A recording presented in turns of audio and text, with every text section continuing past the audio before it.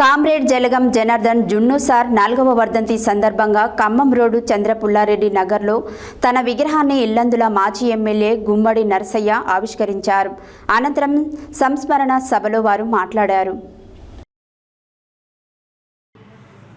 Comrade Jalagam Janardhan 4వ వర్ధంతి సందర్భంగా ఖమ్మం రోడ్ చంద్రపుల్లారెడ్డి నగర్లో తన విగ్రహాన్ని ఇల్లందు మాజీ ఎమ్మెల్యే గుమ్మడి నరసయ్య ఆవిష్కరించారు. అనంతరం సంస్కరణ సభలో వారు మాట్లాడుతూ కామ్రేడ్ జున్ను ఉమ్మడి నల్గొండ జిల్లాలో విప్లవ స్ఫూర్తికి నిలువెత్తు నిదర్శనమని అన్నారు.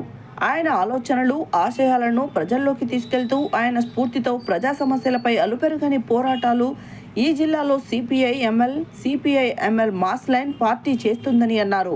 దేశంలో మోడీ ఫాసిస్ట్ విధానాలతో ప్రశ్నించే ప్రతి ఒక్కరిని చిత్రహింసలకు గురిచేస్తూ ఎన్కౌంటర్లు చేస్తూ రాజ్య హింసను కొనసాగిస్తున్నారు.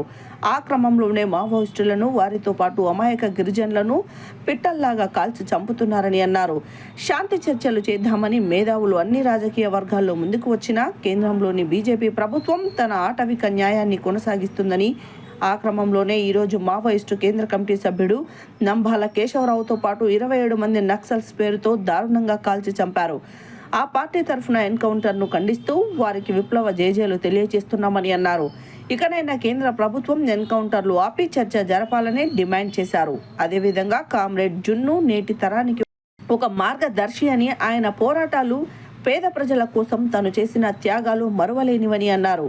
ఈ జిల్లాలో ఆయనను స్ఫూర్తిగా తీసుకుని ప్రజల కోసం అలుపెరుగని పోరాటాలు చేస్తామని అన్నారు.